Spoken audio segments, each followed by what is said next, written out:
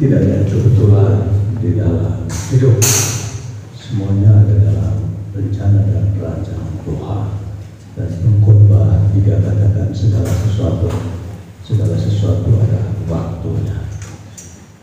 Hari ini kita ada di sini, ini waktunya Tuhan Allah, kesempatan yang diberikan oleh Tuhan untuk berjumpa dengan satu komunitas dari Keuskupan Agung Jakarta, Bapak Agus, Bapak Robert dan Ibu Rosalinda. Untuk tim ini saya atas nama keluarga besar OCD Indonesia, Pak Komisaris Dewan dan Pak Pastor, Frater, Suster menyampaikan apresiasi, terima kasih, selamat datang, terima kasih untuk pengorbanan, untuk cinta dan sukacita yang akan Anda bertiga ini bagikan bersama kami di tempat ini. Sekali lagi selamat datang dan terima kasih. Harapan kami perjumpaan kita yang adalah rencana dan kehendak Allah ini memberi sesuatu dan saling memperkaya di antara kita. Kami dengan senang hati menerima, siap menyambut, memberikan kesempatan kepada tim misi dari Jakarta. Mari kita sama-sama mendengar ungkapan hati. Nah, ini sebelumnya belum bisa terpikirkan saya kok bisa tiba-tiba ada di sini jauh-jauh. Kami memang sudah pernah pelayanan di Gua ya, Kema Benado. Kami pernah pergi juga ke sana. Tapi Bejawa ini nggak terpikirkan sebelumnya, dan ini sesuatu yang saya pikir ini kehendak Tuhan, karena begitu kaget dan dadakan sesuai dengan apa yang Romo Arben pernah tawarkan beberapa bulan yang lalu ya, Romo Arben yang waktu kami ketemu di Bali, karena saya sering di Bali, makanya saya kenal OCD itu karena gara-gara Romo Arben ada di Bali, karena itu saya nggak kenal. Oke, singkat cerita, nama saya Robert Panjeng, nama permandian saya Robertus, ya. Saya dibaptis dewasa umur tahun 78, menerima samaran perbuatan tahun 79. Ya. Jadi saya panjang dewasa. Saya sudah berkeluarga, ini bekas pacar saya, saat ini terus mendampingi saya seumur hidup saya, dan dia cuma satu-satunya yang ada. Tidak boleh ada yang lain, ya. Tidak, biasa nggak boleh juga. Nah, kami kedua adalah Pak Sutri, ya, mempunyai 2 orang putra. Anak kami sudah berumur 20 tua, laki-laki, dan yang kecil umur 22 ya, masih kuliah. Nah, sehari-hari sebetulnya kami ini adalah boleh dibilang orang sibuk dalam usaha. Ya, kami bekerja, kami tetap bekerja, kami punya usaha. Tapi sejak kami memutuskan untuk mau bergerak, istilahnya mau melayani dan ikut bergabung dengan divisi, itu lebih kurang 4 tahun yang lalu. Tapi sebelumnya kami berdua sudah bergabung dalam komunitas ya, di Jakarta, dalam komunitas pelayanan. Sehingga kami merasa bahwa ada sesuatu panggilan dalam diri kami untuk mau datang, untuk mau melihat saudara-saudara kami yang ada di daerah dan mau berbagi apa yang bisa kami bagikan, atau apa yang bisa kami lakukan. Nah, kami sangat bersyukur dan berterima kasih diterima dengan sukacita di sini. Sangat terasa suasananya di sini berbeda, meskipun kamu harus berjaket dua lapis jaketnya. Sekali kami di sini. Saya rasa dari saya sementara itu mungkin dari saya bagi istri saya mati. Namanya harus minta, jadi saya bagian yang mana? Ya, selamat pagi saudara-saudara tim terkasih Tuhan Kristus. Saya mengambil nama baptis Maria. Maria Rosalinda. Kalau background saya sebenarnya itu sarjana ekonomi. Terus saat ini saya itu di Maria Kusuma Karna. waktu akhir tahun lalu saya baru saja diangkat jadi ketua lembaga untuk alumni saya. Khusus kilas untuk pelayanan. Saat ini saya bergabung dalam komunitas Kairos dan tim misi satu. Lagi ya yang dikenal nanti lebih lanjut. Terima kasih. Mereka kata Bagus, duduklah di kaki tabernakel itu, peluk ya. Disitulah kita menemukan sebuah aliran hidup di sana. Ya. Ada 4 langkah praktis seperti tadi di awal saya katakan, bagaimana kita memperoleh karunia hidup baru. Seperti tadi, nanti di sesi 5 Pak Agus akan bawakan kita, dan kita akan semua didoakan. Ini adalah sebuah karunia hidup yang kita mau dapatkan. Romo-romo akan memberikan telapak tangan, doakan kita satu persatu. Disitulah kita menginginkan kehidupan kita untuk dipulihkan dari kekeringan, dari kehausan hidup kita. Tetapi kita harus mempersiapkan diri. Ada 4 hal praktis yang bisa kita lakukan, Bapak Ibu, teman-teman semua. Pertama, meninjau kembali hidup kita. Meninjau berarti meninjau, kita melihat kembali, flashback ke belakang masa lalu hidup kita.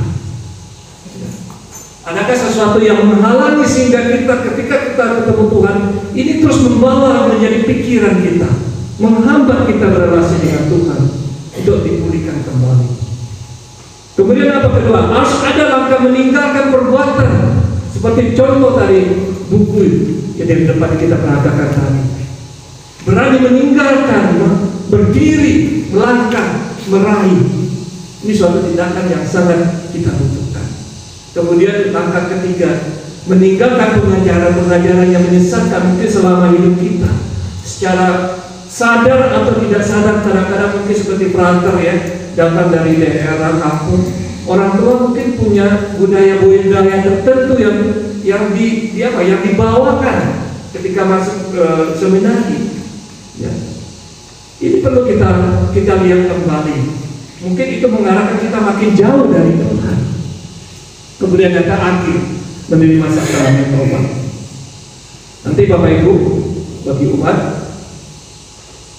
disediakan di sini, romo nanti tetap juga disediakan untuk menerima sakramen tobat. Bagi yang terpanggil dan merindukan itu, silakan langsung berhubungan dengan romo.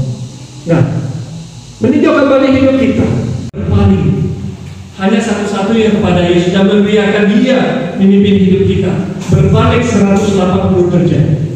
Mungkin para kakak satu orang. Nah, yang kedua,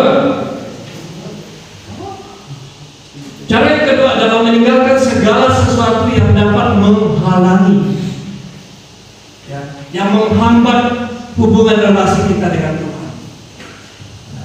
Kutipannya dari kitab Yesaya, Nabi Yesaya bab 59 ayat 2 berkata apa? Tetapi yang merupakan pemisah antara kamu dan Allahmu ialah segala kejahatan, dan yang membuat Dia, Tuhan, menyembunyikan diri terhadap kamu sehingga Dia tidak mendengar ialah segala dosa. Jadi teman-teman semua, yang menyebabkan Tuhan itu yang kita rasakan seolah-olah jauh karena dosa. Seolah-olah Tuhan menyembunyikan diri dalam kita karena dosa kita. Itulah yang memisahkan hubungan relasi kita saat ini dengan Tuhan. Jadi kita harus bersedia dan mau dan bangkit, berdiri, meninggalkan segala sesuatu yang menghambat kita. Cara yang ketiga,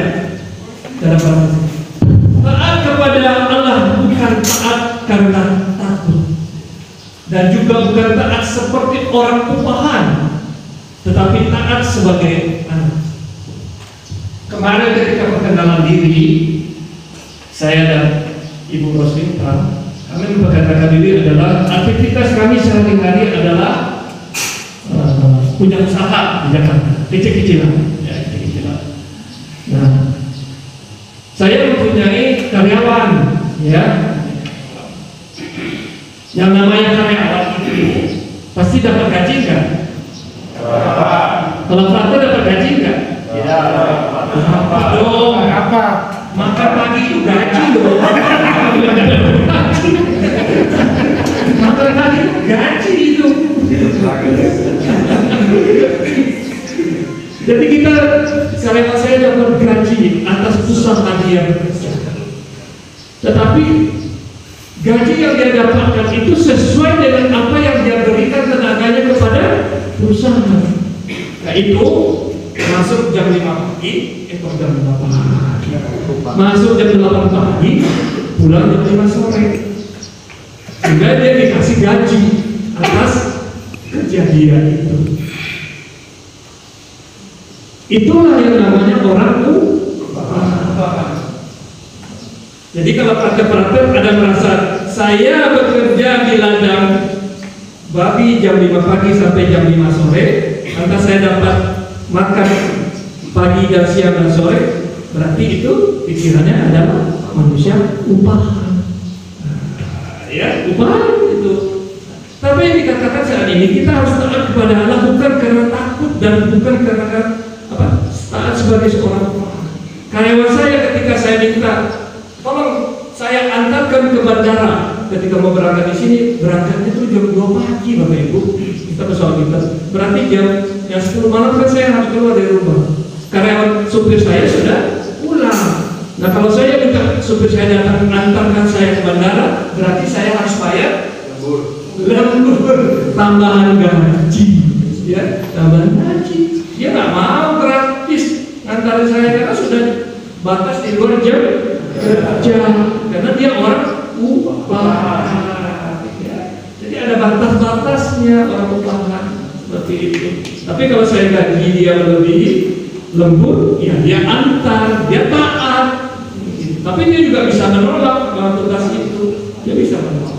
Nah, jadi gambarannya adalah seperti apa? Kita harus seperti anak, taat seperti anak. Ya, lagi siapa? Siapa? Ayo, maju, berangkat. Bahkan masih punya orang tua siapa nih? Maju satu. Kenny.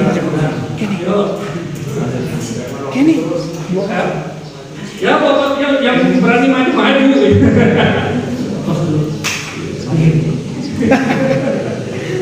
Masih punya orang tua? Masih. Karena kita sayang. Inilah yang kita inginkan. Taat kepada Bapak, bukan taat karena takut. Takut karena tidak mau dikasih uang jajan, bukan. Takut karena tidak mau diberikan sesuatu, bukan. Tapi karena relasi cinta kita sebagai anak. Nah, yang keempat, mengiringi dan menjadikan Yesus sebagai Tuhan dan Juru Selamat pribadi kita. Tidak ada cara yang lain, tidak ada yang lain, cuma Yesus. Kita orang yang beriman kepada Tuhan, cuma satu-satunya, hanya kepada Yesus. Imani yang bisa memberikan kita air kehidupan. Nah, yang berikutnya, meninggalkan perbuatan jahat atau salah. Ya, apa saja contoh perbuatan jahat? Mungkin di sini nggak ada contoh-contoh seperti ini. Ilmu gaib, ada nggak punya ilmu gaib di sini yang bisa terbang dari kandang babi ke sini langsung terbang? Ada. Manggarai rebus. Aldi. Atau bisa merubah babi jadi ayam. Rebus. Ya, ini contoh-contoh saja ya. Ya, ada punya ilmu sihir ya. Kemudian ada perbuatan-perbuatan dari seks bebas, perzinahan, perilaku homoseksual, aborsi, korupsi, fitnah. Tetapi kalau yang namanya gosip mungkin ada. Ibu-ibu suka gosip, ke pasar suka gosip.